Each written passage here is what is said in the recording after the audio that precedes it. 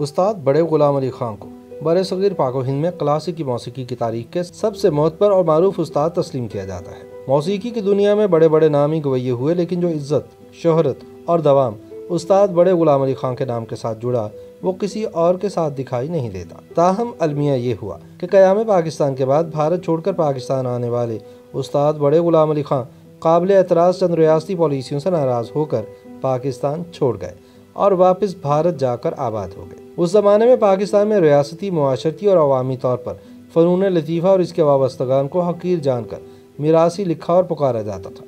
लेकिन इसके बावजूद उस्ताद बड़े गुलाम अली खां और दीगर बहुत से फ़नकार, जिनमें नूरजहां, उस्ताद फ़तेह अली खां, अमानत अली खां, नज़ाकत अली खां और उस्ताद मुबारक अली खां वगैरह शामिल थे, अपने घर बार छोड़कर पाकिस्तान आ गए। वक्त का पहिया चला, ज़िंदगी आगे बढ़ी, लेकिन तंग नज़री भी बढ़ती गई और इसने रफ्ता रफ्ता इंतहा पसंदी की शक्ल इख्तियार कर ली।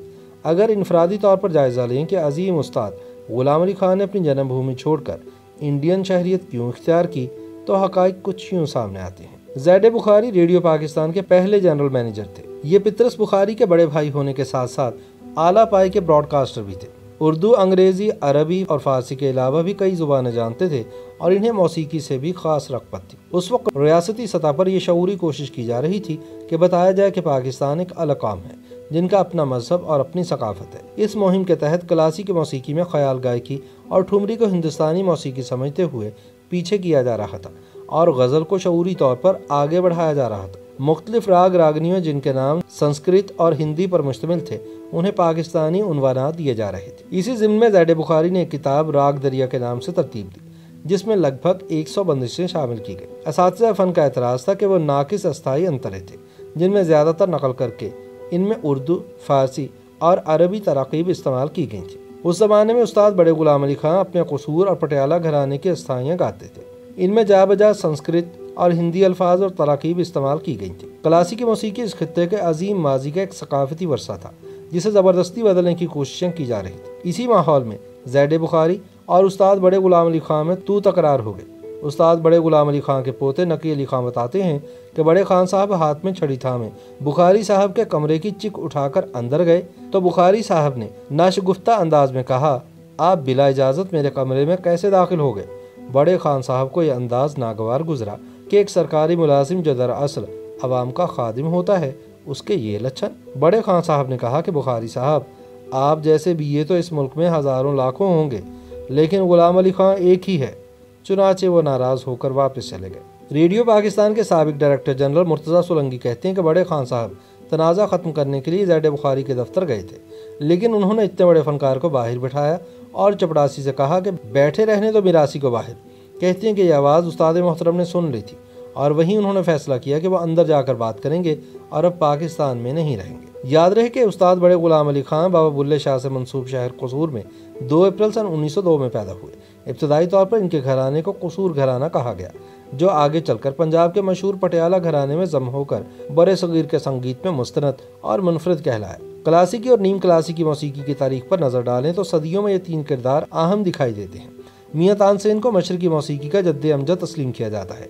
हज़रत अमीर खुसरो ने साज और राग ईजाद किए, जबकि उस्ताद बड़े गुलाम अली खां को गवैया और मुजद दोनों हैसियतों में मुस्तनद उस्ताद माना जाता है। बड़े खान साहब के बाद जिसने भी गाया उनसे मुस्तार किया। बड़े खान साहब के पोते नकी अली ने बताया कि इंडिया की कारोबारी शराफिया, जिनमें टाटा और बिरला इंडस्ट्रीज़ के रूह रवा समेत इंडियन इस्टेब्लिशमेंट के सुरखैल शामिल थे, वो हमेशा बड़े खान साहब को पेशकश करते थे कि खान साहब, आप पाकिस्तान छोड़कर इंडिया मुंतकिल हो जाएं तो रियासत आपको पलकों पर बिठाएगी। लेकिन खान साहब इनकी पेशकश पर कान ना धरते और अपने घर पाकिस्तान लाहौर में रहे।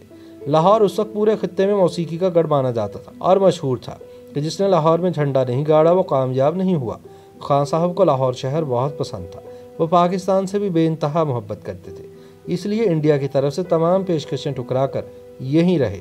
लेकिन जब उन्हें मजबूर किया गया तो वो बहरी जहाज़ के ज़रिए कराची से मुंबई चले गए, जहाँ इंडियन कारोबारी अशराफिया ने उन्हें सर आंखों पर बिठाया और सरकारी तौर पर मुंबई मालाबार में बंगले के साथ साथ इंडियन शहरियत और मरात भी दी। मुर्तज़ा सोलंकी के बकौल सन 2009 में जब वो रेडियो पाकिस्तान के डीजी थे तो उन्होंने उस्ताद बड़े गुलाम अली खां के गाए हुए राग और रागनियों से पाबंदी उठा दी। सन 1953 में जब बड़े गुलाम अली खां इंडिया मुंतकिल हो गए तो रेडियो पाकिस्तान में इन पर गैर एलानिया पाबंदी लगा दी गई थी, ज़ैड बुखारी ने इस ज़िम्न में कोई तहरीरी ऑर्डर तो नहीं जारी किया था, लेकिन तकरीबन 56 साल तक रेडियो पाकिस्तान को उस्ताद मोहतरम की लाफानी आवाज़ से महरूम रखा गया। ख्याल रहे कि दुनिया संगीत के बड़े बड़े गवैये, कोहना मुश्क साजिंदे, मौसीकार और फिल्मी दुनिया के गुलकार सब बराह रास्त और बिलवास्ता बड़े खान साहब के शागिर्द हुए।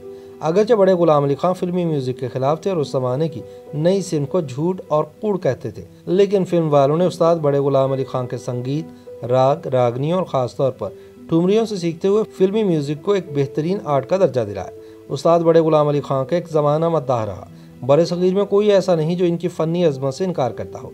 मलिका तरन्नुम नूरजहां इनकी शागिर्द थीं। लता मंगेशकर, मोहम्मद रफ़ी, मनाडे, किशोर कुमार, आशा भोसले, तुफ़ैल नियाज़ी, हुसैन बख्श गुल्लू, जगजीत सिंह, उस्ताद नुसरत फ़तेह अली खान और उस्ताद ताबू समेत हर कोई इन्हें पसंद करने के साथ साथ इनके फ़न से इस्तिफ़ादा भी करता दिखाई देता है।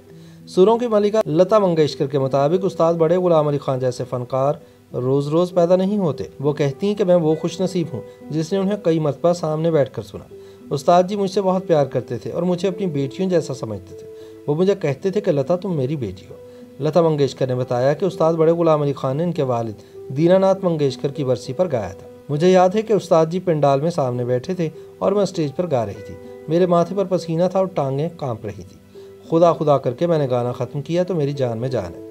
मैं गाते हुए कभी नहीं घबराई थी, लेकिन मेरे साथ ऐसा इसलिए हुआ क्योंकि बड़े खान साहब मेरे सामने थे। उन्होंने मजीद बताया कि मेरे बाद उस्ताद बड़े गुलाम अली खान ने गाया और ऐसा गाया कि इन्हें इंसानों के साथ साथ हवाओं, फिजाओं और परियों ने भी सुना होगा। उस्ताद बड़े गुलाम अली खान के गायकी के अंदाज ने बरसगीर की क्लासिकी, नीम क्लासिकी और ख़ास तौर पर फिल्मी मौसीकी पर क्या असरात मुरतब किए। इस हवाले से लता कहती हैं कि मौसीकी ठुमरी से कशीद और मुस्तार की गई है।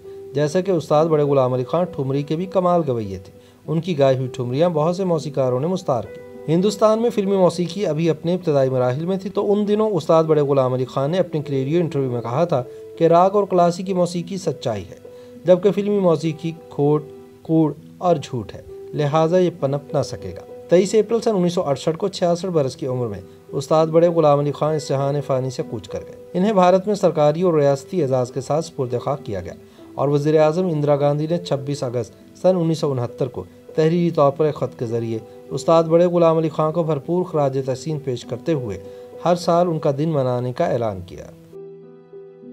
YouTube पर गूगली न्यूज देखने के लिए youtube.com की सर्च बार में गूगली न्यूज टीवी टाइप करें। गूगली न्यूज के पेज पर सुर्ख रंग के सब्सक्रिप्शन वाले बटन पर क्लिक करना ना भूलिए। YouTube पेज पर अपलोड होने वाली वीडियोस से बाखबर रहने के लिए बेल आइकन पर क्लिक कीजिए। आपको हर नई वीडियो के बारे में नोटिफिकेशन मौसूल हो जाएगा।